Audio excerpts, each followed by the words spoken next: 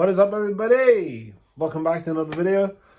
I'm just going to go over some of the comments that I received in my previous video, going back to eating grains after 1 year on fruits, roots, and greens, what I think is the ultimate weight loss lifestyle and the ultimate elimination diet. So, got one here from Jelen. Here, love to hear your experience. Would be interested to hear your experience isolating the rice without the avocado, with the salt, and then without the salt. So I actually have done this. So my experience is that with the rice by itself and salt, the main thing that I've experienced with the salt is the next day I get super dry mouth. Like I wake up and I'm like I always have a liter bottle of water by my bedside, so I can just sort of sip that just to kind of like hydrate my mouth again. But I'm a way more dry mouth after. Generally speaking, my experiments without the avocado really led me to believe that part of that wooiness that I experienced was coming from the avocado. With the rice itself, I get like maybe like 10%, if even, of that wooiness, and it's normally after the next day I consume fruit, and then my body digests the fruit, and it's almost like now my body is going to work on the starch meal from the night before. Sometimes I get a slight bit of like wooiness from that. But yeah, salt, I've just concluded, is not as bad as it is whenever you don't do it in excess. Again, everybody's body is going to be different. Some people are very salt sensitive. But what I found was last year, whenever I was consuming way too much salt, I felt like I just intuitively knew that I was consuming way too much salt. I intuitively knew, I felt it in my heart. I was like, why do I feel like my blood pressure is rising? I was like, okay, no, I gotta lower this shit. I got another one. Hey, nice video from Diana. Hey, nice video. I love this. I'm planning to eat fruits, greens, and sweet potatoes to reverse some issues, lean out, and see if I can get a boost in my daily running performance. I'm glad you're back. Thank you very much for that comment. So yeah, like I did it for a year. Andrew Taylor did just potatoes, sweet potatoes. Tons of other people have done it. Potato Wisdom has done it, lost a lot of weight on mainly on potatoes, basically. But I showed what is possible if you just do fruits, lots of potatoes, and lots of greens. Because I don't think you need to let go of fruits, and you don't need to let go of greens. They provide really good micronutrients. And fruit is just so species specific, it doesn't make sense to get rid of it. So yeah, you're gonna do well. I genuinely would love to see more people do fruits, roots, and greens. Fruits, potatoes, and greens in abundance, especially people who are in a plateau. You've got nothing to lose and you can still eat as much as you want. Move on to Cocoa Vegan. If you eat a lot of rice at night, you must drink 1 to 1.5 liters of water upon rising to get the rice moving out of your body. Also get moving, that will speed up rice elimination. Rice can be eaten in smaller amounts, but rice really feeds the brain and muscles with glucose. I can completely see where you're coming from. Hydration the next day is key. I normally hydrate anyway, normally do a liter of water. Let me just do one of these bad boys. And yeah, that helps my system regardless of what I'm eating. I like to neck a liter of water before I go to bed and a liter first thing in the morning. That really gets me going, gets me active. Yeah, it moves a lot slower, but rice does give you tons of energy. It can facilitate lots of endurance sports.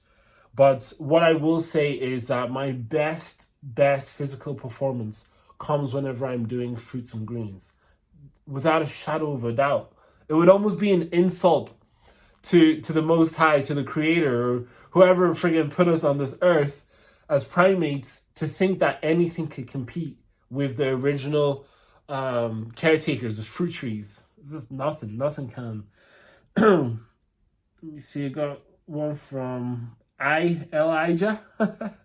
So I had a food journal for 5 years, every day writing. I actually thought this was very interesting. Writing every day in what I ate, rating the quality of the next day, the hydration, the digestion, the mood, the focus, breath capacity from breath work, energy and flexibility. A bit of a perfectionist. I'd say I've done every combo on food under the sun. I consider myself a digestion specialist. I was actually very fascinated hearing what you had to say here. So rice slows my digestion down, takes 2 to 3 days for it to be flowing like fruit poos again. I had the exact same experience.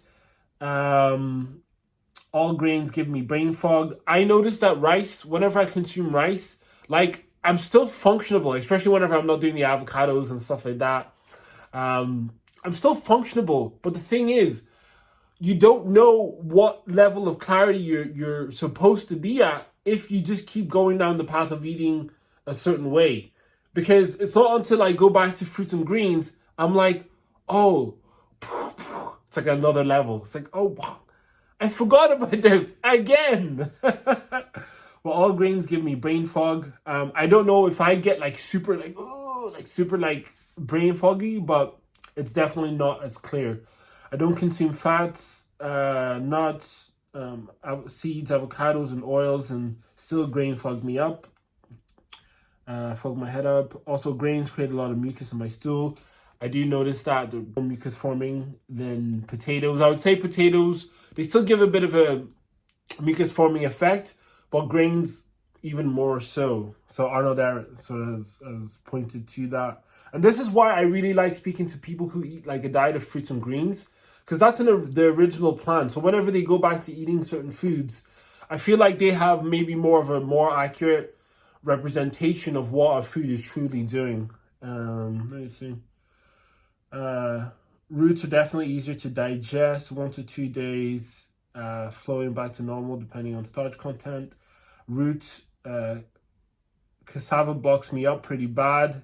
I find that yams, even though I grew up eating yams, they don't digest as good as, say, like white potatoes. It could be maybe they're just way more dense, or whatever is in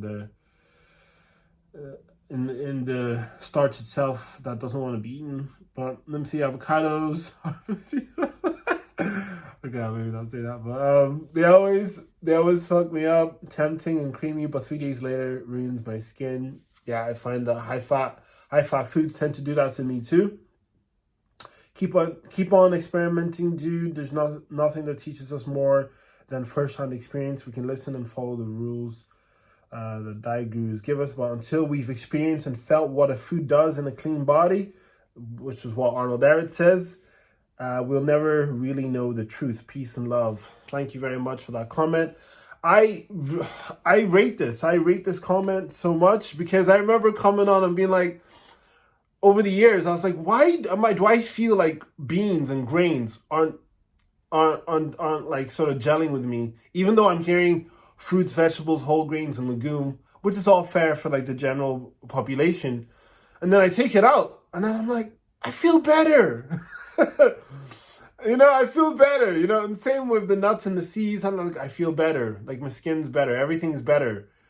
And then what I start to realize over the years is that of course the best thing for you is to eliminate all the foods that were post fire to a large degree and just return back to fruits and greens. Like you'll always be kind of deluding yourself if you're thinking you're achieving the highest, if you're still consuming things that are very, very complex and very, very dense for the body. Again, not everyone's gonna maybe feel the same way, but this has just been my experience. Tom Khan, what's up? Interesting result, Clinton. I wonder what was actually going on from a scientific perspective physiologically. I wonder too. I do think that it's just the bowel transit time is different for grains. And I do think that some individuals are just way more sensitive to the high lipid content of plant fats. And I'm super sensitive to plant fats. And I have been for a while. I have been for a long time. I was destined for a high carb, low fat lifestyle. I was destined for a mucusless lifestyle. I was destined for it. My body was ready for it, probably at the age of 16. Nutrition by Victoria. Shout out Nutrition by Victoria. It says that mixing high fat with high carb like avocado and rice combo causes a paralytic effect on digestion. It tastes good. I'm not gonna lie, it tastes so good, especially with the soy sauce. But yeah, physiologically speaking, it was not great for me. So yes, try rice without the fat. Done that, far better, 100% far better, without a doubt. And keep the salt low. Yeah, in all fairness, like after the year of going salt free, my desire for salt is just healed. It's corrected. There was a point where I felt like I needed to soy sauce and salt and sriracha the crap out of everything I ate, right? And now I don't feel like I need it. Like, again, I'm at the stage now where I'm like, if I have salt like once a week or something like that, like a teaspoon or less of salt once a week, I'm not gonna be like, oh no, it's fine, because I spent that year doing the work, and I'm really, really glad I did, because food tastes so good, salt free. It tastes so good. I've been swapping dates for rice, and my digestion is a million times better. Amen. Because fruit is simple. And I was watching a video by Nutrition by Victoria and Peter Rogers. Fruit doesn't require insulin to be metabolized, so of course it's gonna be simpler for the body. You know, it's just a lot easier for the body to deal with fruit. And it's a monosaccharide, whereas if you're eating complex foods, it has to be broken down into simple sugars. Fruit is already in that simple sugar form, baby. Million times better. I also feel better more mentally. Yeah, that's gonna happen too. The wooey feeling, I know what you're talking about. It's like I get a mild case of vertigo. You're like, woo! But I get that primarily from eating high fat foods, but with starches minimally, with potatoes very minimally, but with grains a little bit on a slight end, very, very slight end. It could be as well because my body's not as used to grains, as well, as one of the commenters said. The constipation is not worth it for me too. Bananas and dates will always be my staples. 100%, I'm with you. Bananas and dates are the raw food staples. They are the potatoes and rice of the raw food world.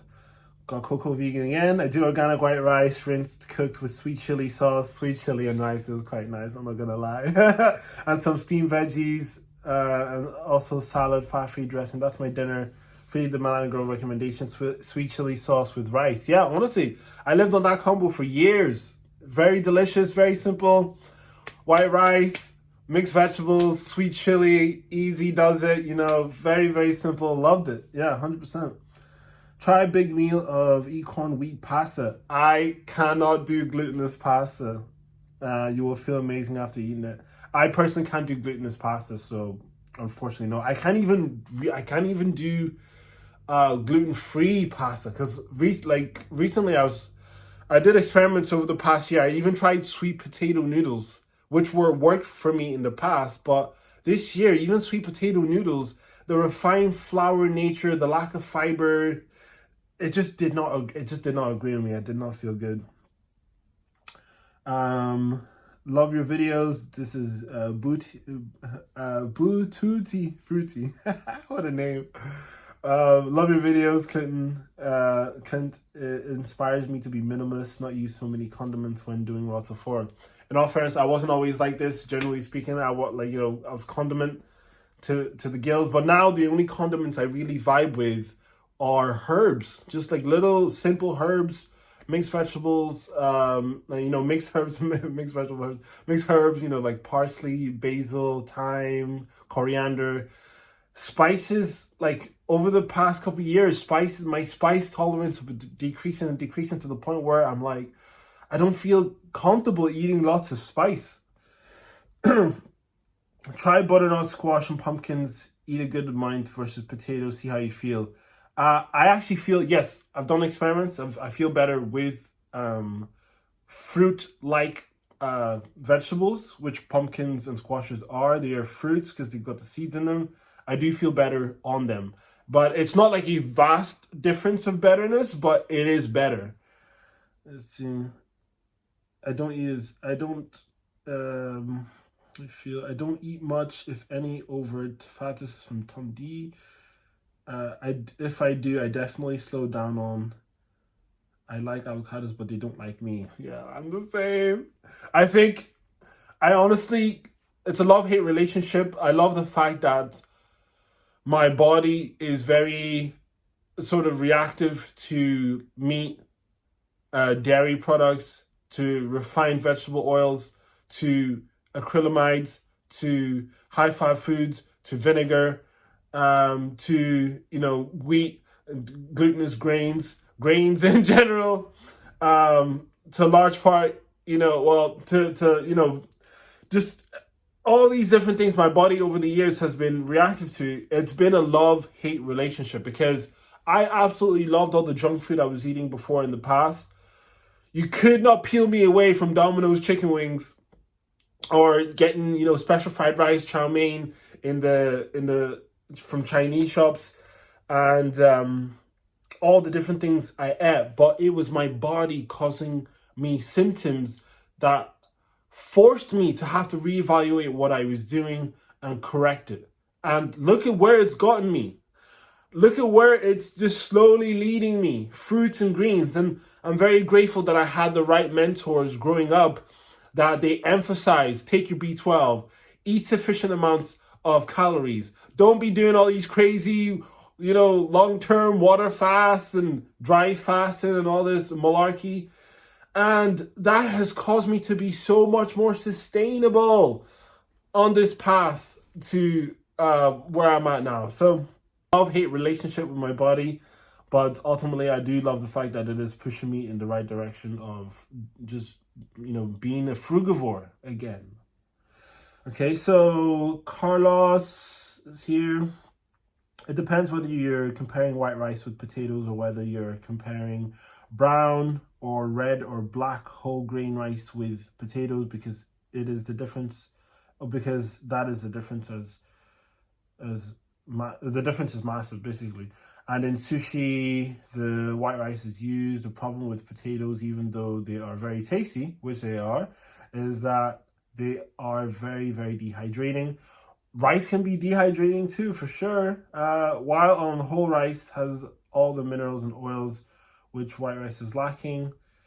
You see, the thing with that as well is that a lot of people say that, it is known that white rice has less arsenic, and arsenic isn't good, and thus feel completely different hydration-wise, and just eating pure starch stripped of everything and completely denaturized. Also, potatoes are quite gassy foods. They tend to be more bloating than whole rice. And one more difference, when you eat potatoes regularly, you can notice your bones and aches will start to hurt and crack because potatoes contain alkaloids that cause this. See, to some degree, you're right.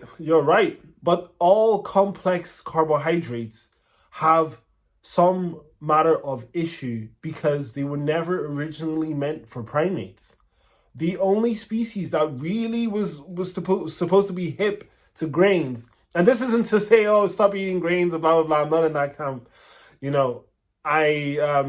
But the only species that's supposed to eat grains are birds. Obviously, there's some insects and stuff like that and some other animals, but birds are grainivores. So potatoes, they have glycoalkaloids, choline, and some other compounds I can't think of. It's normally the green part of potatoes. You're not supposed to eat those anyway. Peel, get rid of that. I get rid of any potato that has a bit of green. I'm just like sacrifice the bin.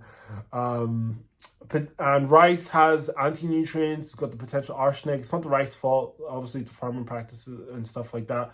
But that's just what we have today. It's got arsenic, anti-nutrients, phytic acid. There's seeds of plants. Seeds of plants don't tend to want to be eaten. So this is why you have people in the carnivore movement or in the vegan movement who go to the carnivore movement because of these plant defense chemicals.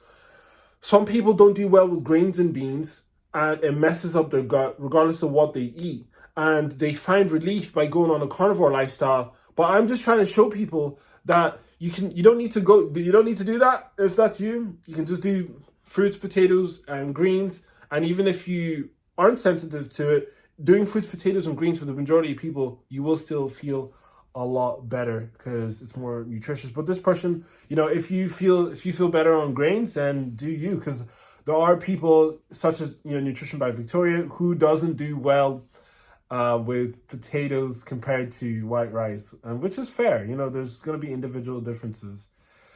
DJ FE40CK, feel no difference at all. If anything, I feel even better with grains, and gluten grains make me feel even better than I do after eating rice. Rice is great, and wheat and einkorn, I'm not actually even too sure what that is. Kamut, I've heard of that. Spelt, barley, rye are even better.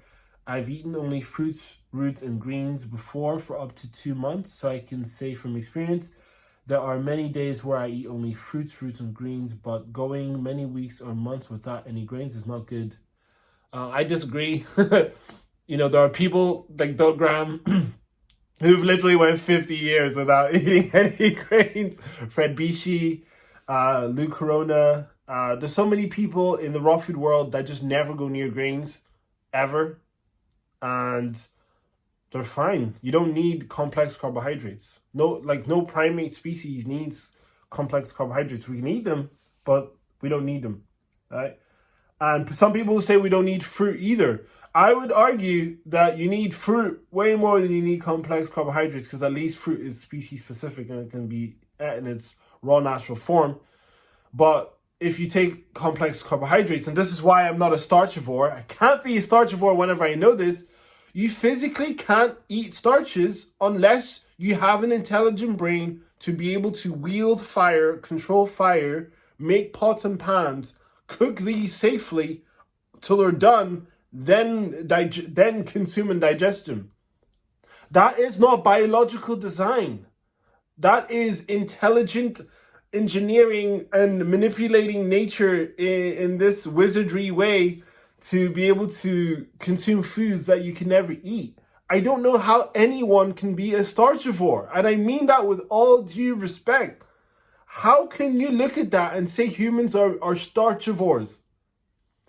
And this is one of my main disagreements with John McDougall, and I absolutely love John McDougall. John McDougall brought me onto this lifestyle, but I really don't know how he didn't connect this.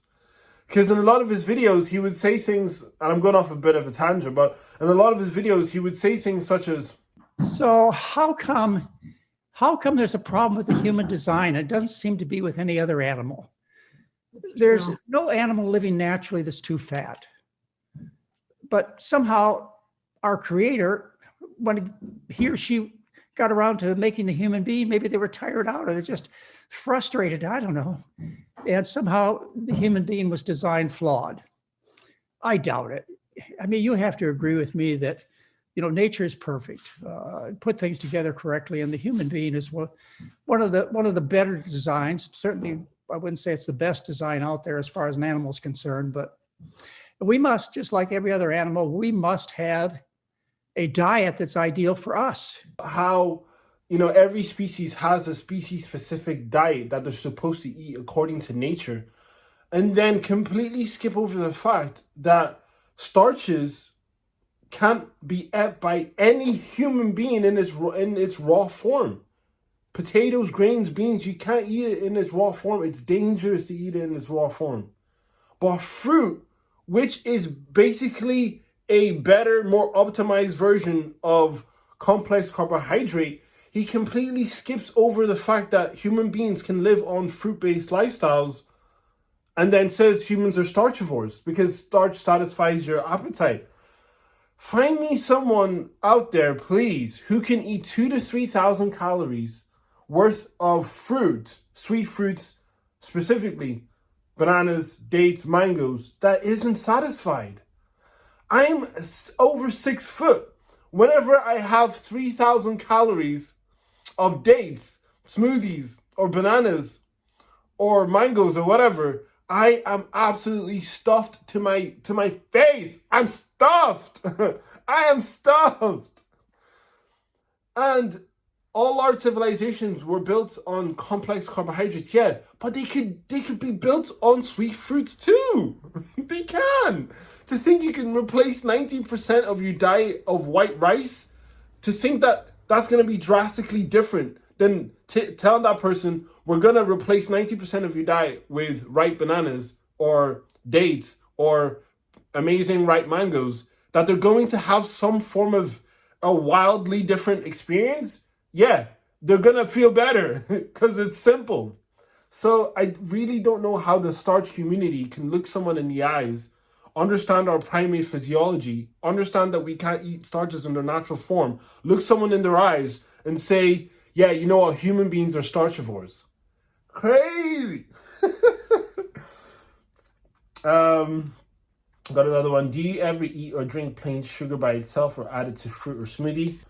So my stance on the refined white sugar is, generally speaking, I don't really agree with doing heaps and heaps of refined white sugar, especially if you aren't already at your ideal weight, and especially if you're not an endurance athlete, right? So if you already know how to carb up, if you already know how to eat enough, then, or if you are in a plateau, stop going hard on the refined white sugar or even eliminate it. If you already know how to eat bananas and dates and high carb foods, stop going hard on the refined sugar. You don't need to do that. I've been doing this for almost 12 years.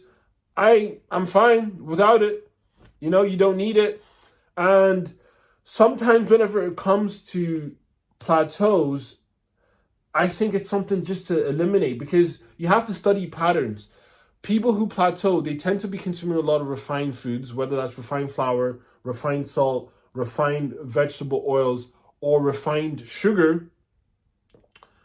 They're still consuming lots of high-fat plant foods. So you have to eliminate the variables. And for me, I just don't see a need in pouring lots and lots of sugar into your food. Bit of sweet chili, bit of maple syrup on your fruit bowl, fine. But just guzzling it down all the time, especially when you're in a weight loss plateau, I just don't think it's great, personally. But that's me. And the last comment, stop all the grains. Grains are bad for you.